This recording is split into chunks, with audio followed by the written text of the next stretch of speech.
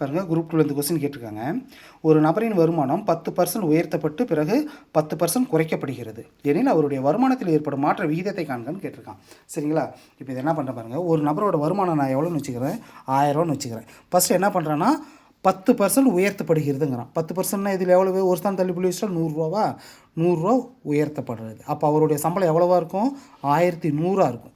Okay, உயர்த்தினதுக்கு அப்புறம் அதுக்கப்புறம் இதை என்ன பண்ணுறான்னா 10% மறுபடியும் குறைக்கிறான் அப்படிங்கிறான். அப்போ இதில் 10% எவ்வளவு? 110.